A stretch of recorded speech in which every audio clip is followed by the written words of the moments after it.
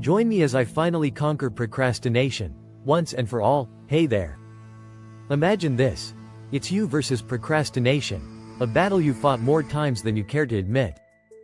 And like clockwork, you've been knocked down, pushed aside, and kept from your full potential. But today, we start a journey to finally defeat that sneaky little habit. Procrastination, the silent killer of dreams, the sneaky thief of time, the sly obstacle between us and every single thing we want to achieve. And guess what? I've finally found some real ways to overcome it, and I'm ready to share everything I've learned with you. I'm talking strategies that help me stay laser focused, dodged distractions like a ninja, and actually got things done. Yep, that feeling of staring at the same to-do list for days is over.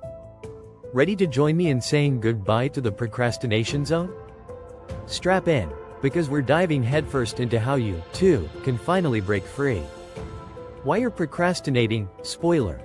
You're not lazy. Let's be real for a second.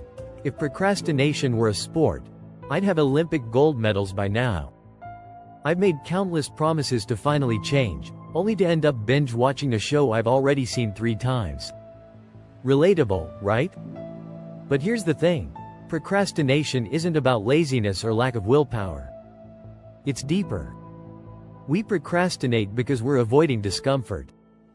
It's that mental block that says, this task is too big, or, what if I fail? The good news is, you're not alone, and this isn't an unfixable trait. You can get out of this trap with a few clever tricks and a little persistence. And trust me, once you learn to kick procrastination out the door, you'll feel like you've gained superpowers. Step 1. Pomodoro, the time whisperer technique. Alright, let's talk tactics. The first secret weapon in this battle? The Pomodoro technique. Ever heard of it? It's one of the simplest, most effective hacks out there. Here's how it works. You set a timer for 25 minutes, pick a single task, and just focus on it until that timer dings. Then, you give yourself a much-deserved 5-minute break. Easy, right? It sounds almost too simple to work, but that's the genius of it.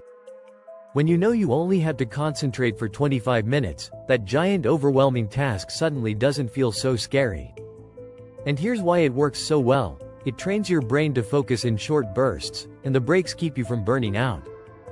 In those 5-minute breaks, go grab a coffee, stretch, scroll your phone, whatever it takes to recharge. Before you know it, you'll have put in 2, 3, or even 4 solid hours of work without feeling like you've been chained to your desk all day. Step 2. Break it down, baby. Ever stared at a massive project and thought, yeah, I'll just do this tomorrow?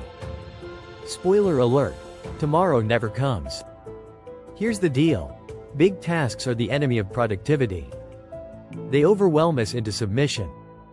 So, one of the best strategies I've found is breaking those big tasks down into bite-sized chunks. It's like the difference between trying to eat a whole pizza in one bite versus taking it slice by slice. For example, let's say you've got to write a report. Instead of putting "write report" on your to-do list, which will haunt you, break it down. Start with research topic or write the introduction. Celebrate each mini accomplishment as you go. The progress you make fuels motivation to tackle the next bit. Small wins equal big results. Step 3. The Eisenhower Matrix. Prioritize like a pro. Now, let's talk about prioritization because not all tasks are created equal. Enter the Eisenhower Matrix. Imagine a grid with 4 boxes. The top left is for urgent and important tasks, like deadlines. The top right is for important but not urgent tasks, like long-term goals. Bottom left? Urgent but not important, like replying to that one email from your gym about their new classes. And bottom right? Not urgent and not important. Hello, endless TikTok scrolling. Using this method forces you to focus on what actually matters. When you spend time on the top left box first, you're taking care of the high-impact stuff, and your productivity skyrockets. The best part? You start eliminating those time-wasting tasks from your life. Step 4. Set up your space. No, really, this matters. I used to underestimate the power of my environment. I can work anywhere, I thought. But oh, how wrong I was. The clutter, the distractions, the phone buzzing every 5 seconds, all of it was holding me back. So I decided to build a workspace that makes productivity unavoidable. Here's the quick setup: clean desk, noise-canceling headphones, minimal distractions, a water bottle within arm's reach. Your space is a reflection of your mindset, and once I cleared my physical space, my mental clutter followed. Procrastination fights back. Be prepared now, let's get real. Beating procrastination isn't all rainbows and smooth sailing. There will be moments when your old habits try to drag you back. That shiny Netflix series will call your name, and suddenly, "I'll start in 5 minutes," turns into an entire afternoon lost. Here's what you need to remember: be kind to yourself. Procrastination doesn't disappear overnight. It takes time to rewire your brain's habits. When I slip up, and I do, I don't beat myself up anymore. I simply recognize it, correct course, and move forward. You'll have setbacks, but they don't define you. The breakthrough moment: how it feels to finally win. One day, I was deep into a project, and it hit me: I hadn't procrastinated. I was fully focused, smashing through my to-do list like a boss. That's when I realized I had finally found the groove. The best part? The feeling of accomplishment. It's that sense of freedom, knowing that you're moving forward, progressing, achieving.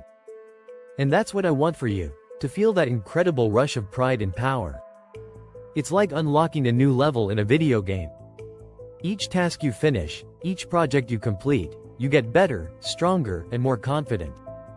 And believe me, when you've overcome procrastination once, it gets easier to do it again. What you can learn from my journey. So, what can you take away from all this?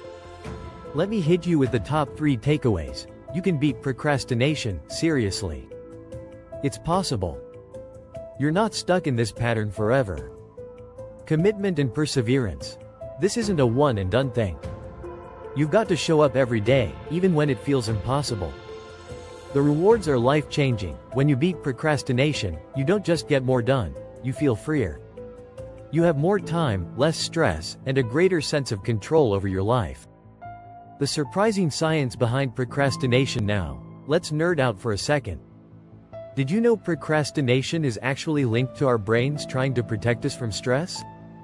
When a task feels overwhelming or emotionally uncomfortable, the brain's limbic system kicks in, opting for the immediate gratification of avoiding the task. It's a survival mechanism from way back when avoiding danger was essential to, well, surviving. Crazy, right? But here's the twist.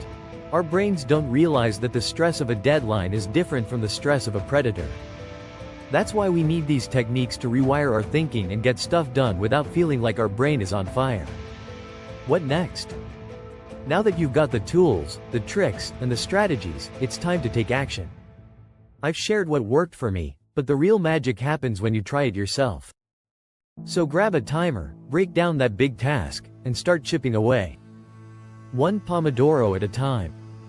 Let's conquer this beast together. Drop a comment below and tell me how you're battling procrastination. I want to hear your strategies, your struggles, and your victories. And if you're new here, subscribe and stick around for more tips on leveling up your productivity, motivation, and life. Trust me, once you've beaten procrastination, the rest of your goals will fall like dominoes. I'll see you in the next video, and until then, let's stay focused, productive, and relentless in crushing our goals.